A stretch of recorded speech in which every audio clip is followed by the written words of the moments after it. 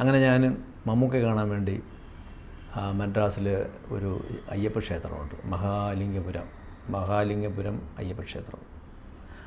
അവിടെ പോകുമ്പോൾ നമ്മുടെ KP കൊട്ടാരക്കര, അദ്ദേഹം മരിച്ചുപോയി, പ്രൊഡ്യൂസർ, അദ്ദേഹത്തിൻ്റെ ഒരു സിനിമ ആ അയ്യപ്പൻ കോവിലിൻ്റെ ഫ്രണ്ടിൽ തന്നെയാണ് അദ്ദേഹത്തിൻ്റെ വീട്. അവിടെ ഷൂട്ട് നടന്നുകൊണ്ടിരിക്കുകയായിരുന്നു മമ്മൂക്ക അഭിനയിക്കുന്ന സിനിമ. അപ്പോൾ ഇന്നത്തെ പോലെ ഒരു സിനിമാ സെറ്റിലൊന്നും അന്നത്തെ ആ കാലഘട്ടത്തിലൊന്നും ആർക്കും പെട്ടെന്ന് കയറി ചെല്ലാനൊന്നും പറ്റില്ല കേട്ടോ. ഒരു സിനിമ ഷൂട്ടിംഗ് നടക്കും, പ്രത്യേകിച്ച് ആ സമയത്തുള്ള ചില പഴയ കാലത്തെ പ്രൊഡ്യൂസേഴ്സ്, ഇപ്പം KP കൊട്ടാരക്കര അല്ലെങ്കിൽ Manjuraj Joseph, associate producer Steve Vasudevan sir. അവിടെ നമ്മൾ ഒരു ഷൂട്ടിംഗ് എന്ന് പറഞ്ഞാൽ ഷൂട്ടിംഗ്, അവിടെ ആർട്ടിസ്റ്റിനെ കാണാൻ പോയിരുന്ന വർത്തമാനം പറഞ്ഞ സമയങ്ങളെ അതിനൊന്നും അവർ അനുവദിക്കുന്നില്ല കേട്ടോ. ഇപ്പോഴൊക്കെ ഒരുപാട് മാറിപ്പോയി സിനിമ.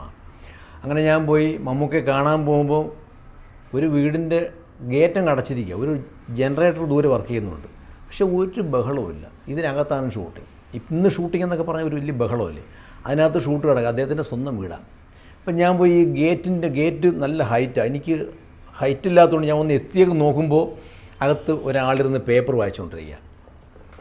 അപ്പം ഞാൻ കഥകൾ തട്ടി, പേപ്പർ ഇങ്ങനെ അങ്ങ് മാറ്റി. എന്ന് ചോദിച്ചു. ഞാൻ പറഞ്ഞു മമ്മൂക്കയെ ഒന്ന് കാണാൻ വന്നതെന്ന് പറഞ്ഞു. അപ്പം ഞാൻ പറഞ്ഞു, വീണ്ടും ഞാൻ പറഞ്ഞു, അപ്പോൾ അതേ എന്തിനാന്നുള്ള ചോദിച്ചു. ഞാൻ പറഞ്ഞു മമ്മൂക്കയെ ഒന്ന് കാണണം, ഷൂട്ടിംഗ് നടക്കുകയെന്ന് പറഞ്ഞു. അപ്പം ഞാൻ പറഞ്ഞു അതുകൊണ്ടാണ് ഒന്ന് കാണണമെന്ന് പറഞ്ഞത്. വീണ്ടും അദ്ദേഹം പറഞ്ഞു ഷൂട്ടിംഗ് നടക്കുകയാണ് എന്ന് പറഞ്ഞാൽ ഷൂട്ടിംഗ് നടക്കുകയാണ്, നിങ്ങൾക്കിപ്പോൾ കാണാനുള്ള സമയമില്ല, അതാണ് അദ്ദേഹം ഉദ്ദേശിച്ചത്. അങ്ങനെ ഞാനിങ്ങനെ എന്ത് വേണോ ഞാൻ ആലോചിച്ച് ഞാൻ നിന്നിട്ട് പതുക്കെ ഞാൻ മേളിലോട്ട് നോക്കുക, ആ വീടിൻ്റെ അപ്സ്റ്റെയറിൽ സുകുമാരി ചേച്ചി നിൽക്കുന്നു. അപ്പം ഞാൻ ചേച്ചി വിളിച്ചു. അപ്പോൾ ചേച്ചി തിരിഞ്ഞു നോക്കി. അപ്പം ഞാൻ പറഞ്ഞു എന്തമ്മാ എന്ന് ചോദിച്ചു. ഞാൻ പറഞ്ഞു എനിക്ക് അകത്ത് വരണം, മമ്മൂക്കയെ ഒന്ന് കാണണം. സാറുണ്ടോ? സാറ് ആര്? കൊട്ടാരക്കര സാറ്. ഞാൻ പറഞ്ഞു ഇവിടെ ഇരിക്കുകയാണ്. അയ്യോ ഇപ്പോൾ എന്ത് ചെയ്യും?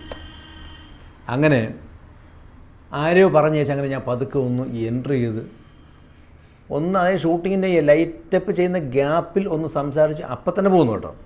അപ്പോഴും അദ്ദേഹവും പറഞ്ഞത് എടാ എനിക്ക് എന്തായാലും 6 മാസം കഴിയാതെ പെട്ടെന്ന് ചെയ്യാനാവില്ല, 6 മാസം കൊണ്ട് സമയം വേണമെന്ന് മമ്മൂക്കയും പറഞ്ഞു. അങ്ങനെ രണ്ടുപേരും 6 മാസം പറഞ്ഞപ്പോൾ വേണുചേട്ടൻ എന്നോട് പറഞ്ഞു, വിജയ ലാൽ അങ്ങനെ പറഞ്ഞുവെങ്കിൽ ആ ഡേറ്റ് ഫിക്സ് ചെയ്തിട്ട് വാ, 6 മാസം കഴിഞ്ഞ് ചെയ്യാം, ബാലണ്ണൻ ഉടനെ ചെയ്തേ ഉള്ളൂ. അങ്ങനെ രണ്ടുപേരുടെ ഡേറ്റ് 6 മാസത്തിനകത്ത് കിട്ടാതെ കൊണ്ട് ആ പ്രോജക്റ്റ് നടന്നില്ല. ബാലണ്ണൻ ആ സമയത്ത് വേറെ ഒരു പ്രോജക്റ്റുമായിട്ട്, പത്മനാഭൻ ചേട്ടൻ്റെ ഒരു പ്രോജക്റ്റുമായിട്ട് പോവുകയാണ്. തൂവാനത്തുമ്പികളെന്ന് പറഞ്ഞ മനോഹരമായ സിനിമ ആ സമയത്തുണ്ടായി. ഞാൻ പറഞ്ഞ ഡേറ്റ് അവർ വാച്ചങ്ങനൊരു സിനിമ ഉണ്ടാക്കി. ഞാൻ പിന്നെ ഒന്നുമില്ലാത്തൊരവസ്ഥയിൽ ചെന്നപ്പോൾ ഇമ്മീഡിയറ്റ് ഒരു പടം ചെയ്യണം. അങ്ങനെ ഞാൻ നമ്മുടെ പ്രൊഡ്യൂസർ സുരേഷ് കുമാർ, അദ്ദേഹത്തെ ഇവിടെ പങ്കജ് ഹോട്ടലിൽ വെച്ച് കണ്ടിട്ട് ഞാൻ സുരേഷിനോട് പറഞ്ഞു, ബാലണ്ണൻ പടം നടക്കില്ല, അത് ഞാൻ ലാലിൻ്റെ ഡേറ്റൊക്കെ ഉള്ളതുകൊണ്ട് ഞാനൊരു പ്രശ്നമുണ്ട് സുരേഷ്, എന്ത് ചെയ്യാം? അപ്പോൾ സുരേഷ് പറഞ്ഞു ഞാൻ ചെയ്യാം പറഞ്ഞു. സുരേഷ് അങ്ങനെ ഭയങ്കര ഒരു മനസ്സുള്ള ആളാണ് സുരേഷ് കുമാർ. ഒരുപാട് സംവിധായകരെ ഫീൽഡിൽ കൊണ്ടുവന്നാണല്ലേ, പ്രിയദർശൻ, രാജീവ് അഞ്ചല്, ശ്രീകുട്ടൻ, ഞാൻ, OS ഗിരീഷ്. അങ്ങനെയാണ് സുരേഷുമായിട്ടൊരു അസോസിയേഷൻ ഉണ്ടാകുകയും ചരിത്രം എന്ന് പറഞ്ഞ സിനിമയിലേക്ക് പോകുന്നു. ആദ്യം ചരിത്രം എന്ന് പറഞ്ഞ ഒരു കഥയൊന്നുമല്ല നമ്മൾ ആദ്യം ആലോചിച്ചതെന്ന് പറഞ്ഞാൽ, ആദ്യം എപ്പോഴും അങ്ങനെയാണ്. നമ്മളിപ്പോൾ ഏത് സിനിമ ഏത് സംവിധാനം ചെയ്താലും നമ്മളിപ്പോൾ ആദ്യം ഒരു കഥയിലേക്ക് ഇറങ്ങുന്നു, പിന്നെ കഥ 1 മാറി 2 മാറി എവിടെയെങ്കിലുമൊക്കെ ചെന്ന് വേറൊരു കഥയിലേക്കായിരിക്കും എത്തിച്ചേർന്നത്. അങ്ങനെ ആദ്യത്തെ കഥ എന്ന് പറയുന്നത് P. ബാലചന്ദ്രൻ ആദ്യമായി ഒരു സിനിമയ്ക്ക് വേണ്ടി എഴുതുന്നത് എനിക്ക് വേണ്ടിയാണ്. കുട്ടനാട് പശ്ചാത്തലമാക്കി 2 തിയേറ്ററുകാർ തമ്മിലുള്ള ഒരു കോമ്പറ്റീഷനുണ്ട്. അങ്ങനെ കഥ നല്ല മനോഹരമായ ഒരു കഥയായിരുന്നു. ആ ബാക്ക്ഗ്രൗണ്ടൊക്കെ നന്നായി, ആ ഒരു കുട്ടനാട് എന്താണെന്ന് എല്ലാവർക്കും മനസ്സിലാവുന്ന തരത്തിലുള്ളൊരു കഥയായിരുന്നു. നല്ല സ്ക്രിപ്റ്റായിരുന്നു. പക്ഷെ ഇച്ചിരി ഹ്യൂമറിൻ്റെ എലമെൻറ്റ് കൂടുതലുള്ളൊരു സംഭവമായതുകൊണ്ട് മമ്മൂക്ക അത് വായിച്ച് കേട്ടിട്ട് മമ്മൂക്കയ്ക്ക് അത് ചെയ്യാനുള്ള താല്പര്യമില്ലായിരുന്നു. കാരണം മമ്മൂക്കയ്ക്ക് അന്ന് ഈ കോമഡി എന്ന് പറഞ്ഞ സംഭവം നമുക്ക് ഒരിക്കലും ആഗ്രഹിക്കാത്തൊരു സ്ഥാനമായിരുന്നു. പിന്നീട് എപ്പോഴും കുറേച്ചല്ലേ നമുക്ക് അത്തരം കഥാപാത്രങ്ങൾ ചെയ്തു വന്നത്.